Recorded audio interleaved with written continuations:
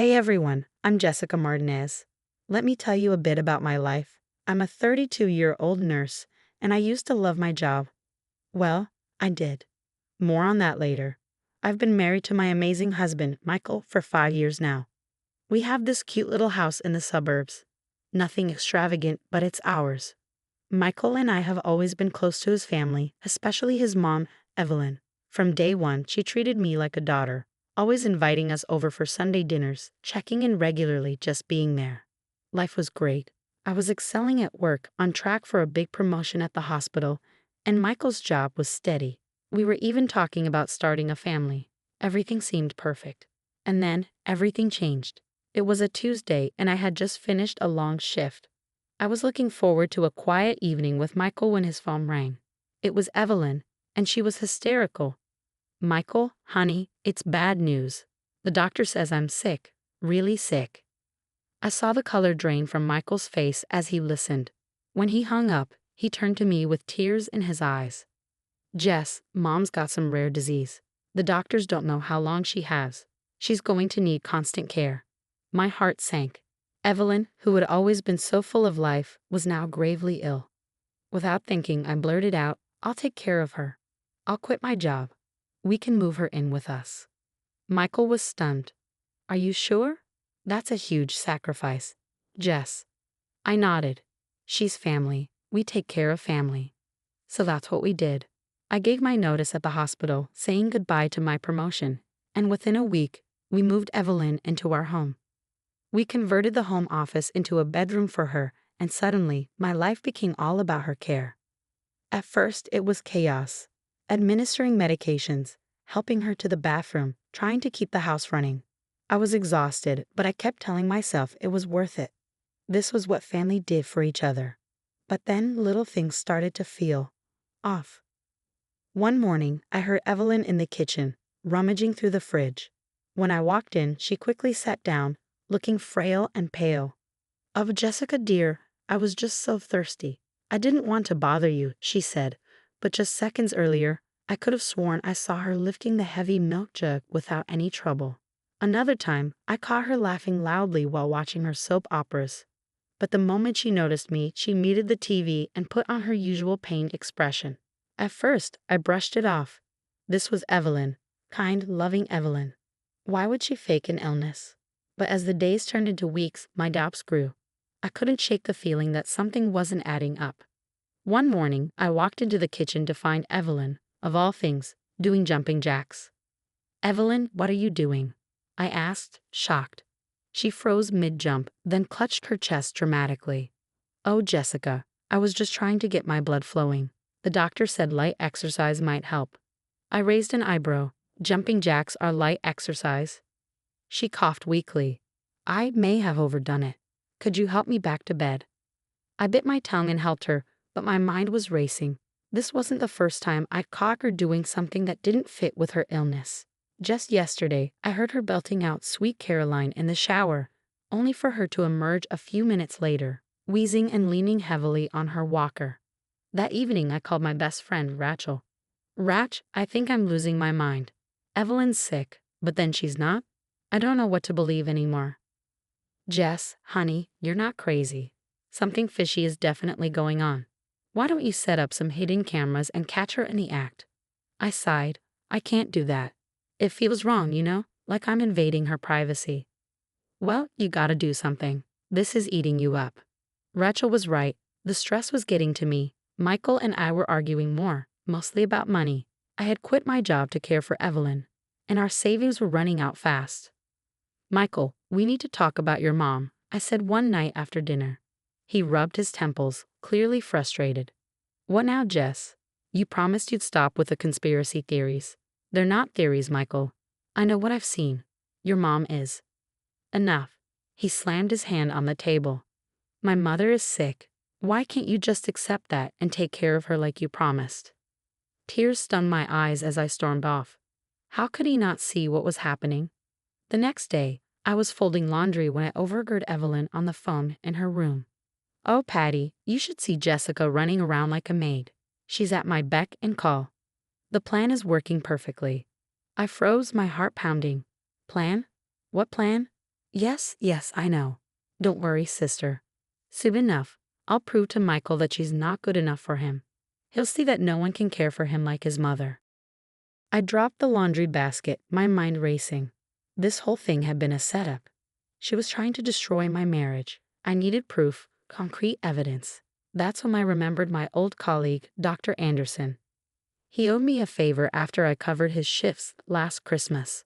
My hands shook as I dialed his number. Hey, Dr. A, it's Jessica Martinez. I need a huge favor.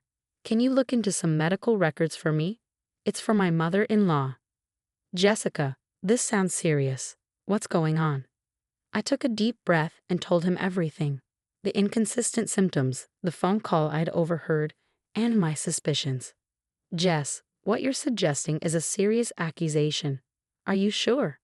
That's why I need your help, Doc. I need to know if her medical records match up with what she's claiming. Can you do that for me? There was a long pause on the other end. Finally, he sighed. All right, Jessica, send me what you have. But be careful. If you're right, this could tear your family apart. As I hung up, I heard Evelyn calling from her room. Jessica, dear, could you bring me some tea? And maybe read to me for a while? I'm feeling so weak today. I clenched my fists, forcing a smile into my voice. Coming, Evelyn. This ends now, I thought. One way or another, I'm getting to the bottom of this. Days later, an email from Dr. Anderson appeared in my inbox. My hands shook as I opened it. The medical records confirmed it. Evelyn was faking everything. Taking a deep breath, I marched to her room. Evelyn, we need to talk. She looked up from her book, feigning innocence. What is it, dear? I thrust the papers at her. Care to explain this? Your medical records show no illness. You've been lying this whole time.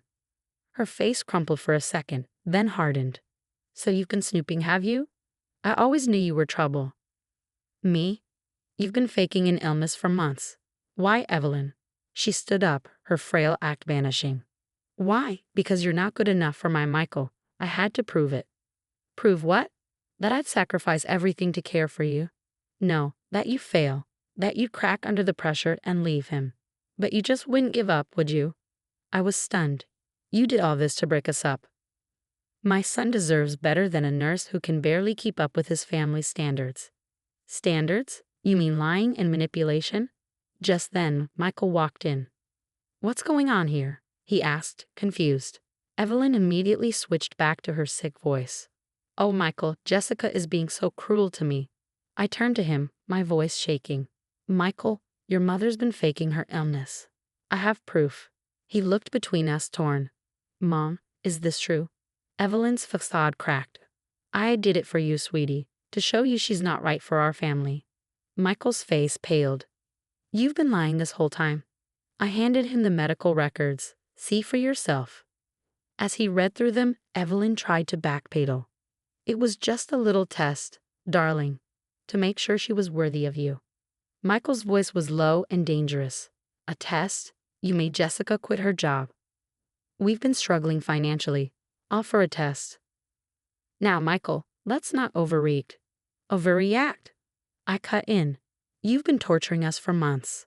At that moment, Michael's brother Tom burst into the room. What's all the shouting about? Michael turned to him. Did you know about this? That Mom's been faking her illness? Tom looked guilty. I might have heard something. You knew and didn't say anything.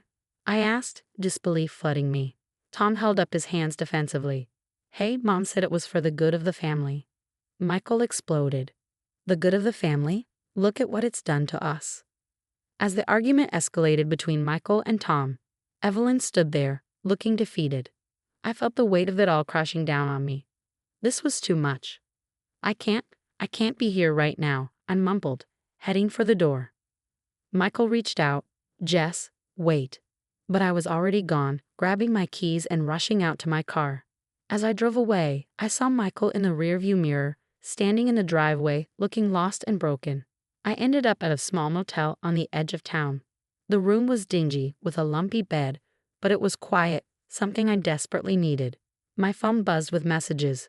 One from Michael, please come home, we need to talk. Another from Evelyn, I'm sorry, dear. I went too far, and one from Tom, you're tearing this family apart. I turned off my phone and lay back, staring at the ceiling. How had my life become such a mess? And where do I even go from here? After a week at the motel, I finally decided to return home. The house felt different, tense, quieter without Evelyn's constant demands. Michael and I sat down for a long, painful conversation.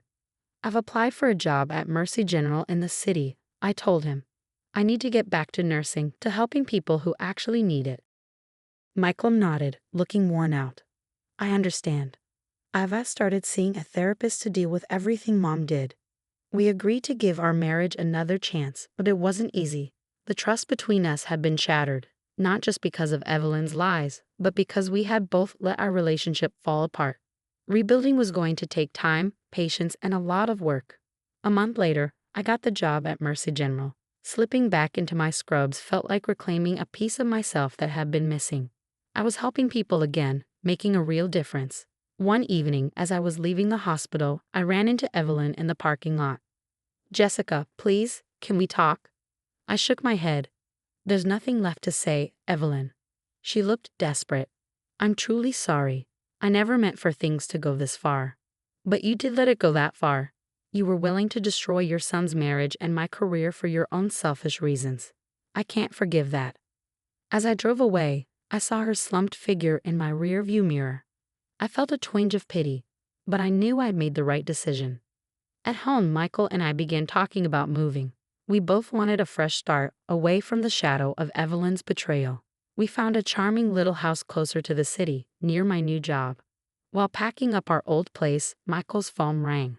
After hanging up, he looked at me in disbelief. You're not going to believe this. Mom's been arrested for insurance fraud. I stared at him. What? Apparently, one of her old friends saw her out shopping and reported her. She's been claiming benefits for her illness, and the insurance company investigated. Turns out, they found out everything. How do you feel about it? I asked, cautiously. He sighed, looking conflicted. Honestly, relieved. Maybe now she'll finally face the consequences. A few months later, as Michael and I were celebrating my promotion to head nurse over dinner, we got the news. Evelyn had been sentenced to community service in order to pay back all the fraudulent claims. To new beginnings, Michael said, raising his glass. I smiled and clinked my glass against his. Karma, I added with a small smile. As we left the restaurant hand in hand, I realized that sometimes the hardest challenges lead to the most important growth. We had been through hell, but we'd come out stronger on the other side. As for Evelyn, she'd made her bed, and now she had to lie in it, for real this time. What would you have done if you were in Jessica's shoes? Would you have confronted Evelyn earlier or handled the situation differently? This story touches on complex issues of family loyalty, trust, and personal boundaries. There's no easy answer, which makes it such a compelling dilemma to consider. If you found this story engaging, don't forget to hit the like button and subscribe for more thought-provoking content. Share your thoughts below on how you would navigate such a challenging family situation. Let's keep the conversation going.